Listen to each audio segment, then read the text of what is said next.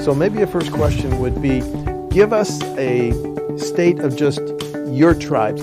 Madison has just been designated in December, Truax Field, as the home of F35A. Doctor, can you start? Give us an overview.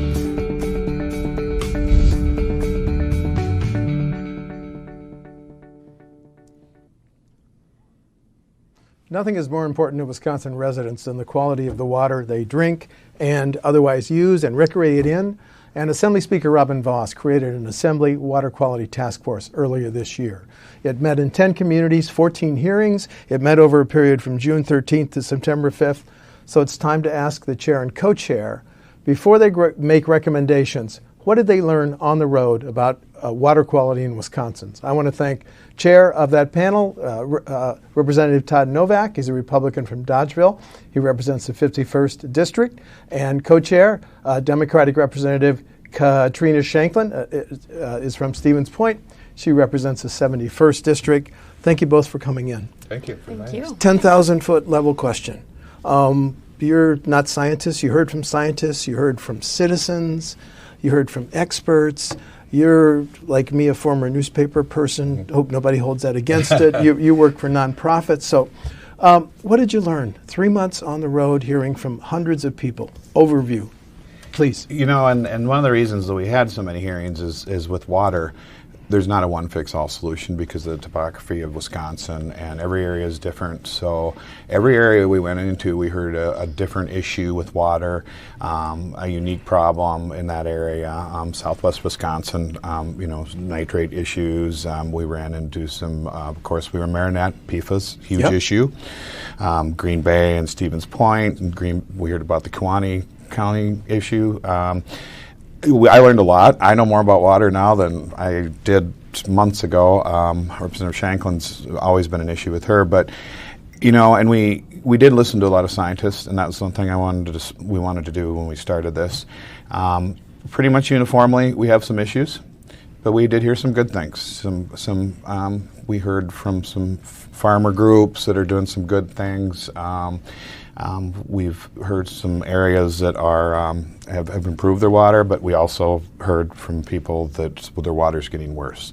So our goal is to try to help any way we can with what we're going to roll out. So, well, you come from the Central Sands area, which has been debated because of the groundwater and high-speed wells, but that's a very valuable part of central Wisconsin's ag. So your impressions after 3 months on the road, Katrina? So I really appreciated the opportunity to learn from folks on the ground in 13 different communities. We traveled all over the state to both urban and rural areas, and we learned not only about nitrate and the issues, especially the public health crisis that we have with nitrate contamination across many counties in the state, but we also heard about bacteria, lead, PFAS, and even arsenic. And the DNR, DACAP, and the Department of Health Services provided us with nonpartisan scientific information at every hearing when we needed it, and followed up with us months after when we raised questions and asked them for more information about a topic. And I think what struck me most was the scale at which communities are having this issue. It isn't just a few people with private wells who have contamination. It's many people who've been dealing with this issue for many years with very little help. And I have felt like it is not just a health issue, it's also a human issue. There's an element of humanity. We drink water every day, we rely on water as individuals, but you also don't think about until you hear a grandma talk about how she won't bathe her grandkids in the water at her house. That, think about it tonight when you I wish I could remember. No, excuse me, I think it might have been Northeast Wisconsin. Northeast Wisconsin. But think about when you brush your teeth tonight. It's, can you imagine having to use bottled water to brush your teeth because you can't use that water from the tap? And for many people, that's their lives. And I think that we are compelled to act. And I'm very grateful that this task force has been working so hard over the last few months. I feel like many members were really excited about the opportunity. And for me, I feel urgency more than anything, because learning the science behind the land use application and how, for example, nitrate can contaminate our waters and why, now we have to act. And that's what I'm most excited about with this opportunity. You use the term urgency. Are we in a crisis, Representative? I believe we have a public health crisis, yes. I think when you have 1 in 4 people in certain parts of Portage County, 1 in 4, 1 in 2 in 5 actually in some places in southwest Wisconsin, 1 in 3 in some places in northeast Wisconsin, that tells me this is much greater than just a few people with urgent needs. It's a large-scale urgency that we need to address. Crisis, Mr. Chair? Yeah, and that's one of the reasons that we wanted to address this, and we asked for the task force is, water's been in the news a lot in the last, it's always been an issue, but it's, as you know, watching the news, it's becomes to that point. And we need to address some issues now. And one thing I want to come out of this, and talking to the speaker, we're just starting. And that's what I wanted to make clear is what we're coming out with is a start. We're not stopping. I wish, we could do a lot more, but I think Representative Shankland and I plan on keep going to the next session. What we can't all do this time, we're going to keep on this. Now, we're going to have to address PFAS, which you're hearing is climb. When we first started our hearings or just started discussing the water, PFAS, you read about in the news, and it was a big issue in Marinette. Did either of you know what they were? Because it took me. Yeah, you heard it. You heard it. I understand. I knew it was bad. But now you've got some explanations from experts on PFAS, and scare you? Absolutely. Absolutely. And but when we started, PFAS was somewhere in the, but now it is way up. Well, I want to stay on that a bit. So you mentioned about a bunch of different elements. We have arsenic, we have lead, we have nitrates, and we have PFAS. Did PFAS go to the top of the list? I think so. I would put it along with nitrate and bacteria, just because bacteria, you can't drink that water. You can't drink E. coli water. And usually nitrate and bacteria tend to be together. If there's bacteria, there's a nitrate issue. There's also a pesticide issue sometimes with nitrate. But I think PFAS, what scares me the most is we don't have decades of research like we do with nitrate. And a report just this year came out showing the different kinds of cancer that nitrate causes definitively, and estimates about 12,000 people die per year because of nitrate, due to the cancer that they end up developing. But we don't have that same kind of research. We know that it bioaccumulates, so it stays in our body for very long periods of time, but we don't have how the long-term health effects and ramifications as much of a body of research as we do with nitrate. So that's what scares me, is the fear of the unknown and how we all have it in us. It's in some cases it's been in our clothing, it's been on our cookware, in addition to firefighting foam. Well, here was a dramatic example. There was a major fire in downtown Madison involving Madison Gas and Electric, and then later PFAS were found in Starkweather Creek. It was a rather large headline in the State Journal. So your takeaway about PFAS, Mr. Chair? It climbed way up on my radar, and I've learned so much, and there's still so much unknown. And it's not just Wisconsin that's struggling with this. I mean, this hasn't become a nationwide thing. And 60% of PFAS are food-related items. I don't know if you're aware of that. No, I wasn't. Yeah, like the coating on pizza boxes and things like that, clothes.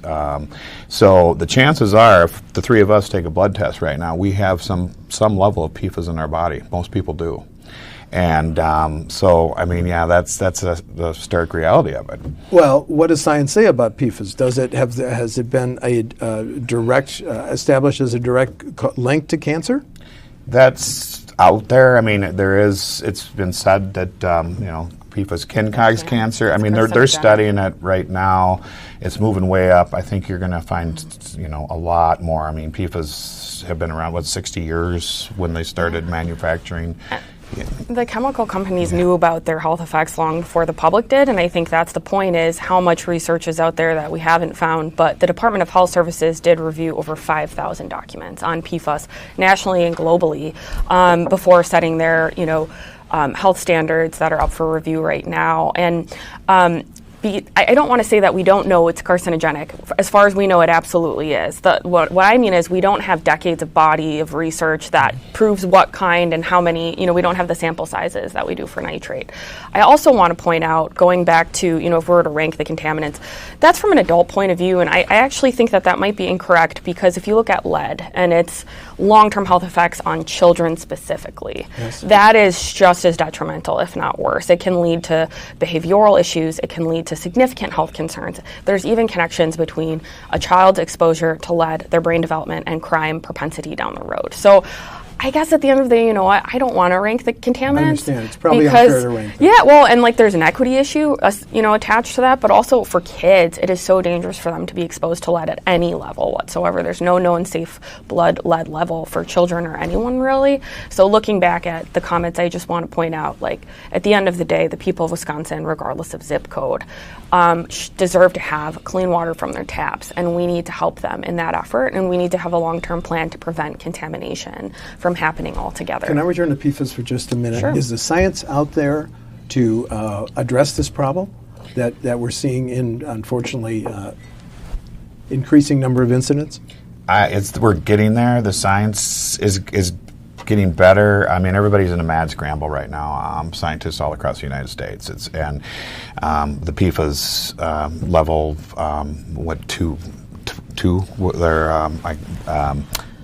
each state is setting levels of acceptable, and there's no uniform. I was at a water conference in August, and everybody's just trying to figure this out.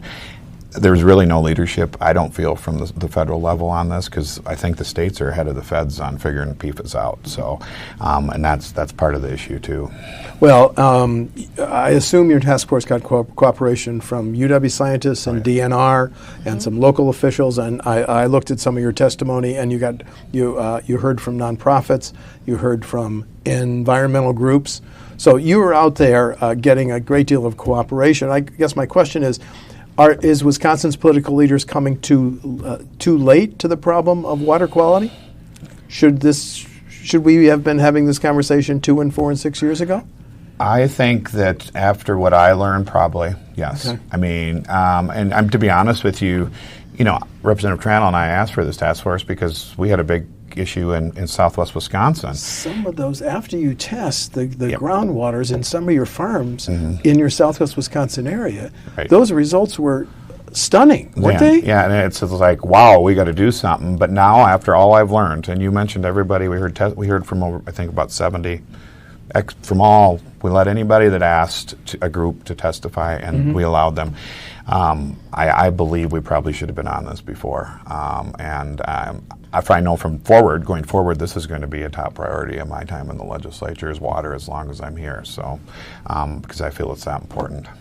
Well, let's talk about nitrates. Let's talk about the problem in northeast Wisconsin, in Kewanee, where people are getting their water, unfortunately, through bottled water. Is that going to continue? That's a great question. I think first and foremost, anytime we have an issue where there's land use and the land use is creating the contamination, we have to do either one of two things. We either have to use the land differently or we have to apply differently. And my strategy all along has been, can we bring all stakeholders to the table? And can we look at how we use our land, especially in places where the depth to bedrock is so small?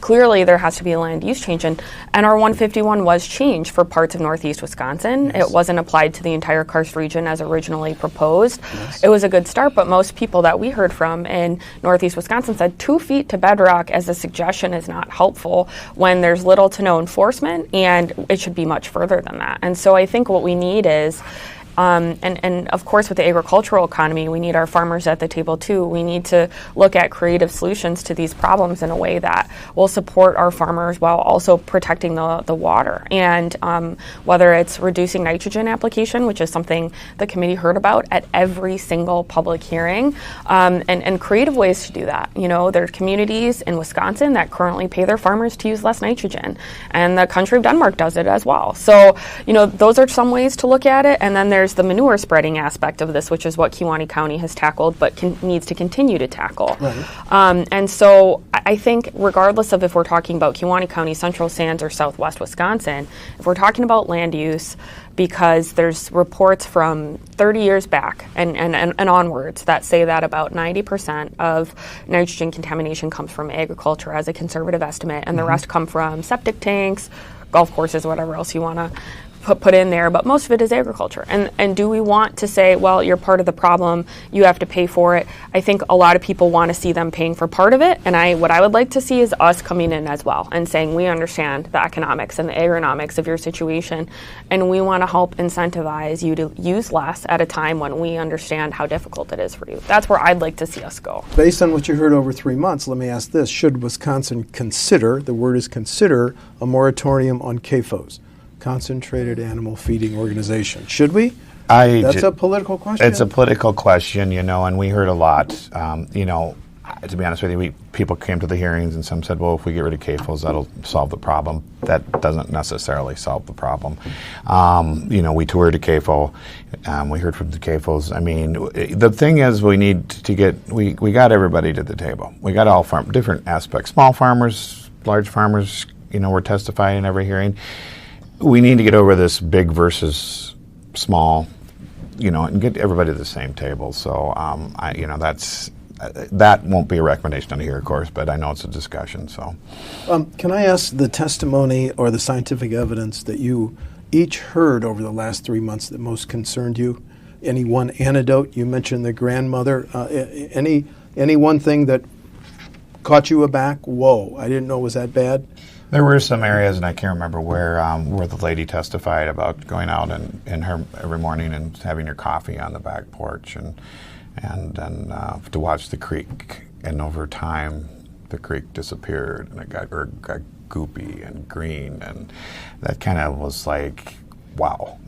We can all relate to that. Yes, and and she was very passionate and emotional, and totally it's the human stories that we heard, personal stories that really got to the task force members. Any one testimony? Representative? Some of the photos of the green goop that you could basically stand on, it was almost a hard substance at that point because of the algae blooms, and these are toxic algae blooms.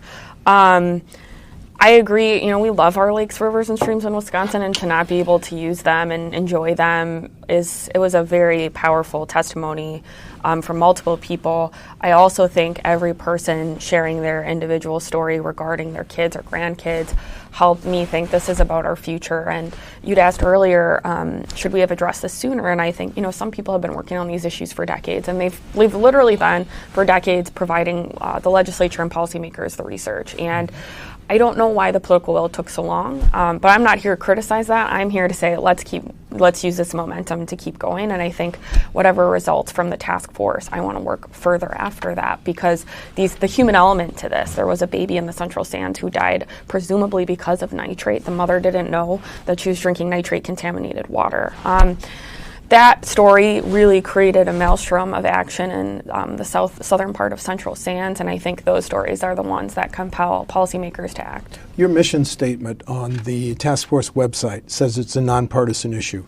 Agreement here? Oh, absolutely. This is not a Democrat or Republican, and I commend my Katrina and my colleagues on the other side, and we kept politics out of it as much as possible, and I don't think we ever really went there. And I mean, it was nice, and these were not short hearings. I think our average hearing was sometimes up to 8 hours. It was really heartwarming to me after we got done, and all the members at the task force were like, wow. I mean, they rattled off ideas and just that's all they talk about after the hearings is what they learned, and so it made a huge impact on us. Well, within the last 2 months, WisconsinEye interviewed the DNR secretary. The number of people in Wisconsin that get their water from private wells, I found astonishing. Mm-hmm. What advice, now that you've got heard this body of testimony, would you give someone who gets her or his water from private wells? So we have 1 million people in Wisconsin with private wells, and you should test your well Households annually. or people? People, I believe. Thank you. And you should test your well annually, and you should make sure that. I'm gonna make a note. I haven't Yeah, done that. at least exactly. At least test annually. Sometimes the results will be different depending on different times of year, the amount of precipitation, the groundwater flow. But I would say use a reliable source. I would recommend not using a person who might have an interest in testing your well and then selling you something. I would suggest, for example, we have UWSP has a wonderful testing lab that many counties in Wisconsin use, and we toured it actually to kind of see their process and see how the many contracts that they have. But find someone who is trustworthy, credentialed, and is not financially interested in selling you the most expensive product for a solution, but instead has your best interest at heart when it comes to, do you need a new well? Is the well going to have a reconstruction issue? Do you have to get it reconstructed because maybe there's bacteria coming in? What is the source? What are the reasons behind the contamination, if there are some? I would say, finding that reliable person is going to be key to figuring out exactly what your contamination issues are, if you have them, and how to remediate them. 1 million people. Any PS on that, sir? Well, we need the data. I totally encourage, and that was one nice thing. When we go into an area and have a hearing, there was a lot of publicity, local publicity. And hearing from some of the counties and the areas we went to, the health department's got huge increase of people asking to get their wells tested.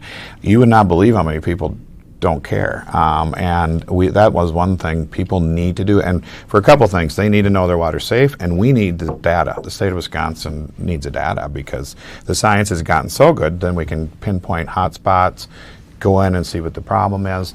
And so that's my new line when I see people, if you had your well tested, and that we learned how important that is.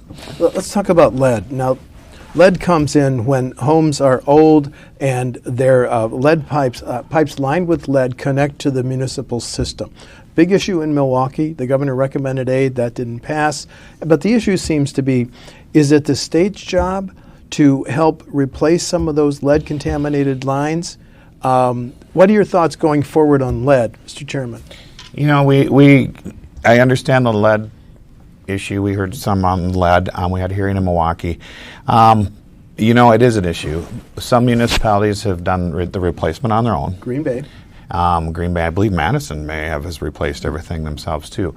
So it's a divided question. It's a question that divides people, because I have had municipalities say to me, that have replaced their zone. Well, you're going to give all the money over here. We did it on our own. Our ratepayers paid for it. So, but it is important. I want Milwaukee's lead pipes replaced. It's just how we get there is the question. And we had a hearing there and heard from their departments, and it's just how we get there. Thoughts on lead? I supported every possible solution, whether it was the leading on lead, that original law that allowed you to put it on the tax bill, but also the bonding in the budget, that $40 million. I think that's a small investment when, we have a early childhood caucus. It's called the Children's Caucus in Wisconsin, the legislature. And we talk all the time about brain development, and we talk about ACEs and trauma. But there's another piece of this, and that's the public health. And if your child is exposed to lead at a young age, especially between 0 and 3, but also 0 and 6, that's going to add up to, and that will affect their development in a way that I don't want to say is irreversible, because I'm not a scientist, but it certainly will be difficult to mitigate and much more expensive to mitigate down the road. So I think, when it's government's job to look at investing, you want a good return on investment, the best investment that you can make is in a child, right? Early childhood investment is an incredible, many people say it's better than the stock market for returns. So let me just point out, not that I like the idea of equating investing in children to like the stock market, but if we were to fund just a small piece of the lead service lines replacement in places like Milwaukee, but also in places across the state, there are in rural regions as well. In the top 10 most affected villages, towns, and cities, there are many rural areas actually who are just as affected with children with lead in their blood than Milwaukee. So I think it's important that we look at it from a holistic point of view, not just economics and taxpayer money, but also, is it not a moral obligation to make sure our kids don't have lead in their blood? And I think the answer is, of course, it's our moral obligation, and it's bonding money, so I think we can more than afford it. But if the legislature can't do that, I would suggest Representative Grzinski has a tax credit bill to help replace lead service lines and pipes, and I think that's a common sense proposal. Has your caucus talked about that? Not yet. Okay. They're waiting for us, or I'll be On your recommendations. on our recommendations, and I'm going to go more in depth in some of these issues we need to tackle. So, given the importance of water and the urgency that you found out in the road, when will we be seeing recommendations from the task force? Have you got drafts? Anything you want to share now? Here, let's make some news. Go ahead. Well, we're not quite there yet. Representative Shankland and I are working together. I think we're meeting after this. I would say a couple weeks, 3 weeks. Okay. This will be, according to the speaker, one of the last session days will be devoted to water, and so we're getting ready to roll things out. And every time we talk, we're changing things, and so yeah. Can you just tell us, can we expect some dramatic and major recommendations in terms of either funding a lot of money or recommending people change in lifestyles? Are we talking bold, dramatic changes, Mr. Chair? Well, I have a budget, we're trying to work within that. And unfortunately, when Katrina and I first sat down and we started this, I always tell people this comment. Katrina said to me, if we had $5 billion, we could solve this. If they gave us $5 billion, we could solve all these problems. That's true. That is true. That was one of my next questions. Yeah. Can these problems be solved with money, or do people have to make some lifestyle change? A little of both. People in businesses have to. Yep, a little of both. $5 billion could solve this? Well, I don't want to be quoted as the definitive estimator, but I did say that. It's true. So the Groundwater Coordinating Council, who's tasked with writing a yearly report about our water, actually estimated just to fix the nitrate in our private well issue would be $456 million. So, okay, we're looking at about $500 million right there. Now, that doesn't take into account any wells that are contaminated by emerging contaminants like PFAS. It doesn't take into account arsenic. It doesn't take into account lead. So, lead alone, we're talking tens of millions of dollars, depending on the municipality and the need, and that doesn't take into account the public health. So when you've got kids with lead in their blood, you've got lead poisoning issues, you've got to fund that. So my point was, if we wanted to solve this, is it painful to make lifestyle changes or land application changes? Yes.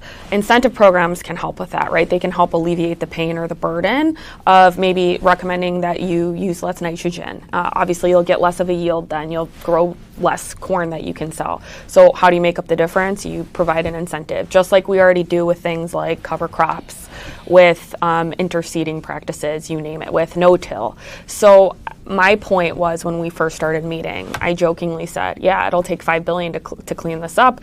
And that's to get everyone clean water. That's to get the contamination, maybe not solved or cleaned up, but prevented down the road so that we don't have it 10, 20, 30 years from now. But the 2-year all funds budget that just passed, and the governor signed into law after some vetoes, $75 billion. Mm-hmm. So compare $5 billion to make investments that help people's health doesn't sound like a lot when the backdrop of a $75 billion all funds budget. Is it about money? We're almost out of time, but it's more than about money, right? Oh, definitely. People have to understand and make decisions. And what role, quickly, should the feds and local governments play in this as we address our water quality problem? I think everybody needs to work together, the feds, the state, local governments, and they all need to work together, and we need to give people the tools to do this. And so I think it's important. This issue isn't going away. I mean, we're going to be talking about water long after I'm gone and Katrina's gone, and Which is, I'm sorry, go ahead. Which is why my next question is, as you continue to work on this issue and successive legislative leaders, what are your hopes 5 years out on water quality in Wisconsin, given the foundation that your task force has just laid? Please. I want us to have a clean water fund. I want whoever the next Representative Novak and Representative Shankland are, to sit down and say, all right, we've got tens of millions of dollars in our clean water fund. How are we going to appropriate it? I want them to have those tools, because we don't have that right now. We have to fight for this money, and every single meeting that we have, we say, okay, what's our budget? And this isn't just about money, it's about our health, it's about our lives, our livelihood, and our long-term heritage of protecting our lakes, rivers, and streams, and making sure that we can access not just our surface water but our groundwater. I think a clean water fund would go a long way to protecting Wisconsin's legacy, preventing contamination, helping people adopt new changes that will further prevent contamination, and then remediating the current contamination, clean up our water, and get everyone clean drinking water. As your vice chair just said, the Clean Water Fund will be part of your recommendations. Come on, make No, some moves. I'm not saying that. We're meeting after this, but I do agree. We got to quit doing this budget to budget. This is and how we get there, I don't know, but I just can't. I fought for some stuff in this budget for water related, and I know Katrina wants stuff too, and we just can't do this every 2 years. Okay. So. And you found a growing reality across the state about the severity and the growing urgency of this problem. Yep. And we're going to roll out. And I know in this world that we live in, some people are going to say we're doing too much. Some people are going to say we're not doing enough. But I think we're working together. Do you expect action in the spring session? Yes. Spring session. Yes. We'll be coming out in November, early November, Robin's, there's the speakers told me January, February. January, February. Very important work. Okay, I'm going to thank the leaders of the Assembly Water Quality Task Force. The chair is Representative Todd Novak. He's a Republican from Dodgeville, represents the 51st District.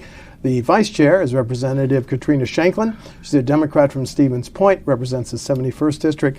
Thank you so much. WisconsinEye will be covering your recommendations. Thank you. Thank you. This program is a production of WisconsinEye, an independent, nonpartisan, nonprofit media network with a mission to inform, educate, and engage the citizens of Wisconsin. WisconsinEye is the nation's first and only independently funded state civic broadcast network, providing gavel-to-gavel access to government proceedings and events at the state capitol. WisconsinEye would not exist without generous donors like you. Please visit wisci.org to make a donation today.